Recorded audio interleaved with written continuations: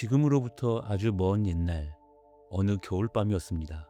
온 세상이 얼음으로 뒤덮인 빙하기. 사람 몇 명이 동굴 앞에 모닥불을 피워놓고 몸을 녹이고 있었습니다. 불빛이 닿지 않는 저 어둠 속에서 문득 눈동자 두 개가 반짝하고 빛났습니다. 늑대였습니다.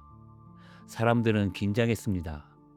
굶주린 늑대는 무리를 지어 사람도 덮치는 그 시절 가장 무서운 사냥꾼이었으니까요. 상식대로라면 이 늑대는 둘 중 하나를 해야 합니다. 겁을 먹고 어둠 속으로 도망치거나 아니면 이빨을 드러내고 달려들거나. 그런데 이 늑대는 참 이상한 녀석이었습니다. 도망치지도 않고 달려들지도 않고 그냥 그 자리에 가만히 멈춰 섰습니다. 불과 사람을 번갈아 바라보면서요. 그리고 바로 이 한 마리의 늑대가 그날 밤 내린 아주 사소한 결정이 앞으로 수만 년에 걸쳐 지구에서 가장 특별한 우정을 만들어내게 됩니다. 오늘날 전 세계에 약 9억 마리가 있고 여러분의 발밑에서 배를 보이고 잠든 바로 그 친구의 가장 처음 이야기입니다. 안녕하세요. 오늘도 지구의 아주 오래된 이야기를 꺼내러 온 여러분, 반갑습니다. 우리는 보통 이렇게 배웁니다. 옛날 옛적에 힘센 인간이 사나운 늑대를 붙잡아 오랜 시간 길들이고 훈련시켜서 마침내 개로 만들었다고요. 그런데 말입니다. 요즘 과학자들이 뼈와 유전자를 파고들수록 이 이야기는 점점 반대쪽으로 뒤집히고 있습니다. 어쩌면 인간이 늑대를 길들인 게 아니라 늑대가 먼저 인간에게 슬그머니 다가왔다는 겁니다. 그러니까 이건 한쪽이 다른 한쪽을 억지로 길들인 이야기가 아니라 서로가 서로에게 반해버린 이야기에 더 가깝습니다. 세상에서 가장 오래 걸린 우정이라고 할까요? 오늘은 이 우정이 어떻게 시작됐는지를 세 개의 장면으로 따라가 보겠습니다. 누가 먼저 손을 내밀었는지, 왜 하필 개만 이렇게 됐는지, 그리고 1만 4천 년 전 땅속에서 발견된 무덤 하나가 우리에게 무엇을 알려줬는지 말이죠.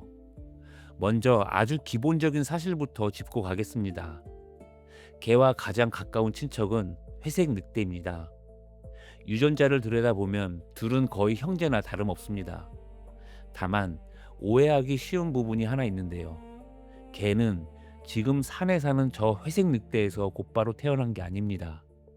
아주 먼 옛날, 지금은 완전히 사라져버린 옛 늑대 무리가 있었고 그 무리에서 한쪽은 오늘날의 늑대로 다른 한쪽은 개로 각자 다른 길을 걸어간 겁니다. 말하자면 개와 늑대는 부모 자식 사이가 아니라 아주 오래전에 헤어진 사촌 사이인 셈이죠. 그럼 이 헤어짐, 그러니까 개의 이야기가 시작된 게 언제일까요? 솔직히 말씀드리면 이건 아직도 학자들끼리 열심히 다투고 있는 문제입니다. 짧게 잡아도 1만 5천 년 전, 길게 잡으면 3만 년, 심지어 4만 년 전이라는 이야기까지 나옵니다. 장소도 동아시아 어딘가로 짐작만 할 뿐 딱 꼬집어 여기다 하고 말하기는 어렵습니다. 확실한 건 하나입니다. 인간이 아직 농사도 지을 줄 모르고 돌을 깨서 도구를 만들며 얼어붙은 땅을 떠돌던 그 빙하기에 이미 늑대와 인간은 서로의 곁을 맴돌기 시작했다는 겁니다. 자, 그럼 누가 먼저 다가왔을까요? 여기서 요즘 가장 힘을 얻고 있는 설명이 바로 자기 가축화라는 가설입니다. 이름이 좀 어렵죠? 쉽게 말하면 늑대가 스스로 개가 되는 쪽을 골랐다는 겁니다. 상상해 봅시다. 빙하기 인간 무리가 사냥을 하고 나면 다 먹지 못하고 남긴 뼈다귀와 살점, 내장 같은 것들이 야영지 주변에 잔뜩 쌓입니다. 굶주린 늑대의 눈에 이건 그냥 쓰레기 더미가 아니었습니다. 24시간 문을 여는 세상에서 가장 편한 무료 뷔페였습니다. 힘들게 사슴을 쫓아다닐 필요도 없이 사람 근처에서 얼쩡거리기만 하면 밥이 나오니까요.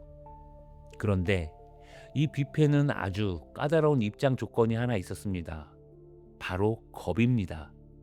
겁이 너무 많은 늑대는 사람 근처에 오지도 못하고 저 멀리서 굶었습니다. 반대로 겁이 너무 없어서 사람에게 으르렁거리며 덤비는 늑대는 인간이 위험하다고 여겨 몽둥이로 쫓아내거나 아예 잡아 죽였습니다. 그래서 딱 중간, 그러니까 사람이 무섭긴 한데 밥 앞에서는 꼭 참을 줄 아는 적당히 얌전하고 눈치 빠른 늑대들만 이 뷔페에서 살아남아 배를 채우고 새끼를 낳았습니다. 아마 그렇게 처음 사람에게 다가간 늑대의 속마음은 이랬을지도 모릅니다. 에라 모르겠다. 딱 저 뼈다귀 하나만 물고 튀자. 멀찍이서 그 모습을 지켜보던 동료 늑대들은 기가 막혔을 겁니다. 야, 쟤 지금 사람한테 저렇게 가까이 간다고? 하지만 세대가 흐를수록 무리에는 점점 더 순하고 사람을 덜 무서워하는 늑대들만 남게 됩니다. 진화 생물학자 브라이언 헤어는 이걸 아주 멋진 말로 정리했습니다. 살아남은 건 가장 힘센 놈도 가장 사나운 놈도 아니었다고요. 살아남은 건 가장 친근한 놈이었다고 말입니다. 그런데 정말 놀라운 건 지금부터입니다. 순해지기로 한 이 선택은 늑대의 성격만 바꾼 게 아니었습니다. 놀랍게도 그들의 얼굴까지 바꾸기 시작합니다. 이게 무슨 말인지 이해하려면 시간을 훌쩍 건너뛰어서 1959년 옛 소련의 시베리아로 가봐야 합니다. 노보시비르스크라는 아주 추운 도시에 드미트리 벨야예프라는 유전학자가 있었습니다. 이 사람은 단순하면서도 대담한 질문을 던졌습니다. 동물을 가축으로 만드는 첫 번째 열쇠가 혹시 딱 하나 순한 성격 아닐까? 그는 이걸 증명하기 위해 개가 아니라 은여우를 데려와 실험을 시작합니다. 방법은 놀랄 만큼 간단했습니다. 다른 건 아무것도 보지 않았습니다. 털 색깔도 몸집도 똑똑함도 따지지 않고 오직 딱 하나, 사람에게 얼마나 덜 사나운가만 봤습니다. 우리 안에 손을 넣었을 때 가장 겁없이 가장 얌전하게 구는 여우 상위 10%만 골라 짝을 지어주고 그 새끼들 중에서 또 가장 순한 놈만 골라 짝을 지어줬습니다. 이걸 세대마다 반복했습니다. 오직 순함, 순함, 순함만요. 그랬더니 정말 신기한 일이 벌어졌습니다. 겨우 10세대쯤 지나자 여우들이 개처럼 사람을 보고 꼬리를 흔들고 낑낑거리며 손을 핥고 안아달라고 다가오기 시작한 겁니다. 여기까지는 그럴 수 있습니다. 순한 놈만 골랐으니까요. 그런데 아무도 예상하지 못한 일이 함께 따라왔습니다. 시키지도 않았는데 어떤 여우는 뒤가 강아지처럼 아래로 축 처지고 어떤 여우는 꼬리가 도넛처럼 동그랗게 말려 올라가고 몸에는 젖소처럼 흰 얼룩무늬가 생기고 이마 한가운데는 별처럼 하얀 점이 찍혔습니다.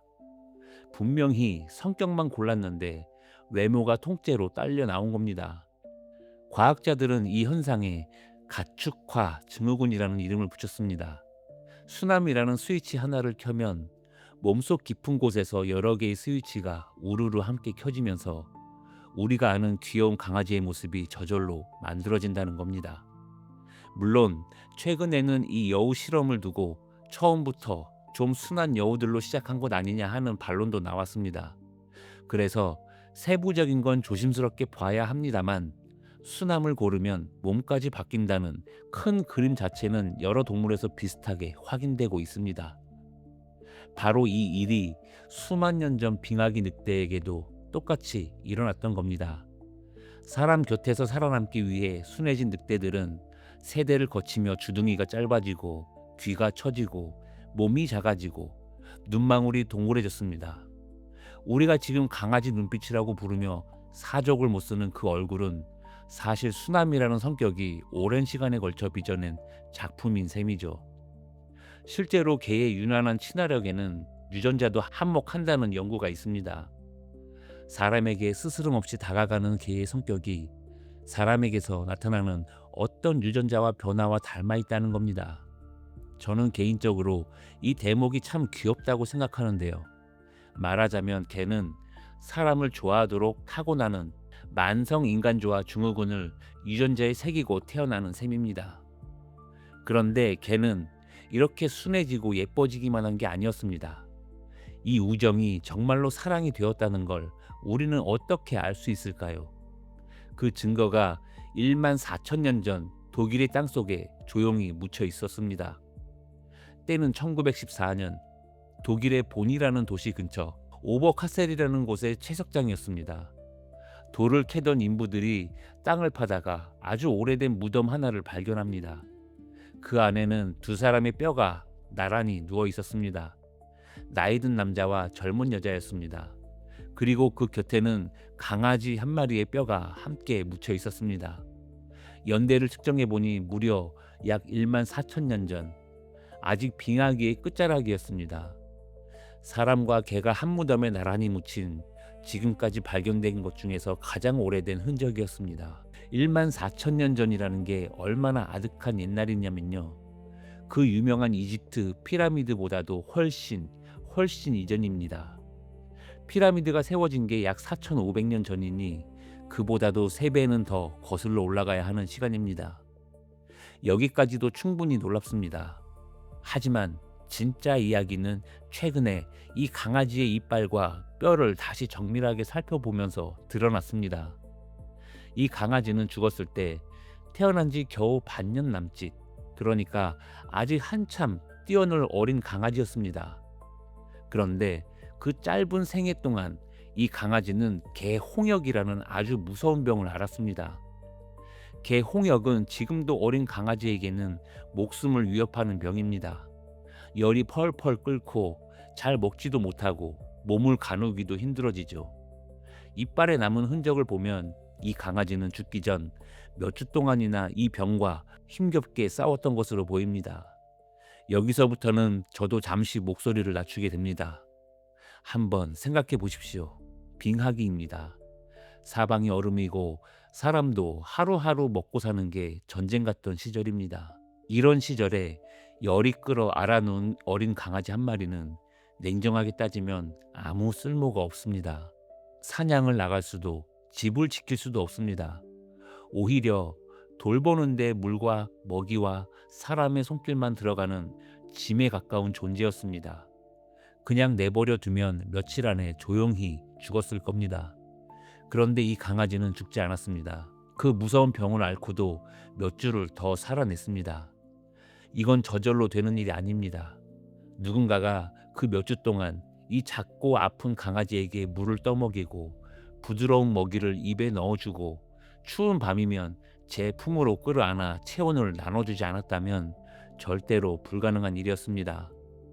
다시 말해 1만 4천 년 전 어느 빙하기의 사람들은 자기들 먹을 것도 부족한 그 혹독한 시절에 아무 쓸모도 없는 아픈 강아지 한 마리를 몇 주 동안이나 밤새 돌봤다는 겁니다. 그리고 그 강아지가 끝내 세상을 떠나자 그들은 마치 아이를 묻듯 정성껏 무덤을 파고 자신들이 죽어 묻힐 바로 그 자리에 이 작은 친구를 나란히 눕혀주었습니다. 왜 그랬을까요? 이유는 딱 하나밖에 없습니다. 쓸모가 아니라 정이 든 겁니다. 사랑한 겁니다. 인류의 역사에서 확인된 가장 오래된 반려의 증거가 바로 이 작은 무덤입니다. 이 무덤 앞에서 우리는 아주 중요한 사실 하나를 깨닫게 됩니다. 이건 인간이 늑대를 일방적으로 길들인 이야기가 아니라는 건 말입니다. 앞에서 말씀드렸죠. 서로가 서로에게 반한 이야기라고요. 그 말은 그냥 감성적인 표현이 아니라 실제로 우리 몸에서 벌어지는 일이었습니다. 2015년 일본 연구팀이 아주 흥미로운 실험을 했습니다. 개와 주인이 서로 가만히 눈을 마주보게 한 다음 양쪽의 몸속 호르몬을 재본 겁니다. 그랬더니 놀랍게도 개와 주인 양쪽 모두에게서 옥시토신이라는 호르몬이 쭉 올라갔습니다. 이 옥시토신이 어떤 호르몬이냐면요. 엄마가 갓난 아기를 품에 안고 젖을 물릴 때 솟아오르는 바로 그 사랑의 호르몬입니다. 개가 주인을 오래 바라볼수록 주인의 사랑 호르몬이 올라가고, 그러면 주인이 개를 더 쓰다듬고 말을 걸게 되고, 그러면 이번엔 개의 사랑 호르몬이 또 올라가는, 서로가 서로를 점점 더 좋아하게 되는 마법 같은 고리가 돌아간 겁니다. 그런데 똑같은 실험을 늑대와 해보면 이 고리가 돌지 않습니다. 오직 개만 우리와 눈을 맞추는 것만으로 서로 사랑에 빠지도록 진화한 겁니다. 여기에 하나 더, 개는 우리의 마음을 읽는 법까지 배웠습니다. 아주 간단한 실험이 있습니다. 두 개의 컵 중 한쪽에 먹이를 숨겨두고 사람이 손가락으로 정답 컵을 가리킵니다. 개는 이 손짓을 찰떡같이 알아듣고 정답으로 곧장 달려갑니다. 별거 아닌 것 같죠? 그런데 놀랍게도 우리와 가장 가까운 친척인 침팬지조차 이 손가락 신호를 잘 이해하지 못합니다. 사람의 어린아이와 개만이 이 가리키는 손끝의 뜻을 단번에 알아챕니다. 개는 오랜 세월 인간 곁에 살면서 인간과 대화하는 능력을 아예 몸에 새긴 겁니다. 심지어 개는 인간의 밥상에 맞춰 몸속까지 바꿨습니다.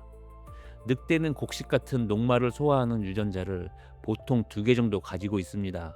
그런데 개는 적게는 4개, 많게는 30개까지 가지고 있습니다. 인간이 농사를 짓고 밥을 나눠주기 시작하자 개의 몸이 그 밥상에 맞춰 진화한 겁니다. 이쯤 되면 대체 누가 누구를 길들인 건지 정말 헷갈리지 않으신가요? 자, 이제 처음에 그 겨울밤으로 돌아가 보겠습니다. 모닥불 앞에서 도망치지도 덤비지도 않고 그저 가만히 멈춰섰던 그 한 마리의 늑대 말입니다. 만약 그날 그 늑대가 다른 늑대들처럼 겁을 먹고 어둠 속으로 돌아섰다면 어떻게 됐을까요? 아마 지금 이 세상에 개라는 동물은 아예 존재하지 않았을지도 모릅니다. 안못 보는 사람을 안내하는 안내견도, 무너진 건물 속에서 사람을 찾아내는 구조견도, 여러분이 지친 몸으로 퇴근해 문을 열었을 때 온몸으로 반겨주는 그 강아지도 전부 없었을지 모릅니다. 오늘날 지구에는 약 9억 마리의 개가 인간과 함께 살아갑니다. 꽁꽁 언 극지방의 썰매 앞에도, 뜨거운 사막을 걷는 유목민의 곁에도, 복잡한 도시의 작은 아파트 안에도 개가 있습니다. 인간이 가는 곳이라면 지구 어디에나 개가 함께 있습니다. 이 어마어마한 이야기가 수만 년 전 어느 빙하기의 밤, 겁을 아주 조금 덜 낸 늑대 한 마리의 작은 용기에서 시작됐다는 겁니다.